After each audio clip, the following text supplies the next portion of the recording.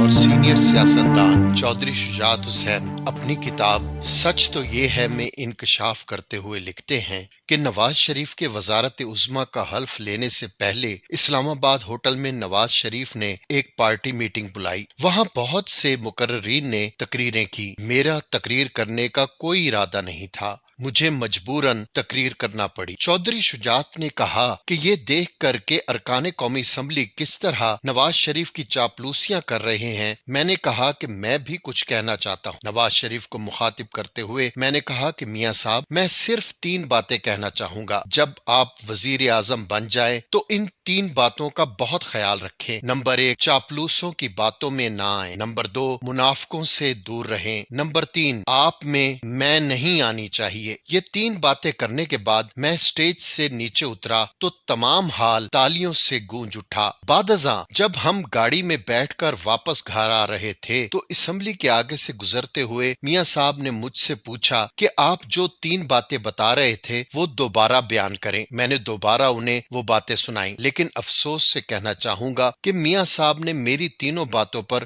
الٹ ہی عمل کیا۔ چودھری شجاعت نے اپنی کتاب میں ڈاکٹر عبدالقدیر خان کے بارے میں بھی انکشاف کیا کہ ڈاکٹر عبدالقدیر خان سے میرا پہلا براہ راست رابطہ اس زمانے میں ہوا جب میں وزیر داخلہ تھا۔ انہوں نے لکھا کہ مجھے یاد ہے کہ ایک روز میں اپنے دفتر میں بیٹھا ہوا تھا، اچانک ڈاکٹر عبدالقدیر خان کا فون آیا۔ بہت گھبرائے ہوئے تھے، کہنے لگے چودھری صاحب، سی ڈی اے کے اہلکار میرے گھر کو گرانے کے لیے آ گئے ہیں، ان کے ہمراہ بلڈنگ گرانے والی تمام مشینری بھی ہے، آپ اس معاملے میں کچھ کریں۔ فون رکھتے ہی میں نے گاڑی نکلوائی اور سیدھا ان کے گھر پہنچ گیا۔ دیکھا تو سی ڈی اے اہلکار واقعی مشینری سمیت ان کے گھر کے باہر کھڑے تھے۔ میں نے ان سے بات چیت کی اور ان کو وہاں سے جانے کے لیے کہا۔ سی ڈی اے اہلکار مشینری سمیت واپس چلے گئے۔ یوں ڈاکٹر صاحب کا گھر گرائے جانے کا معاملہ رفع دفع ہو گیا۔ اس واقعے کے چند روز بعد ڈاکٹر صاحب میرے پاس تشریف لائے۔ انہوں نے میرے ساتھ اپنا ایک فیملی معاملہ ڈسکس کیا۔ معاملہ چونکہ ان کا ذاتی تھا اس لیے اس کا تذکرہ یہاں مناسب نہیں۔ بہرحال میرا ان کے ساتھ ایک ذاتی تعلق بن گیا۔ صدر مشرف سمیت تقریباً سب کو اس بات کا پتہ تھا۔ ڈاکٹر صاحب پر جوہری توانائی بیچنے کے عوض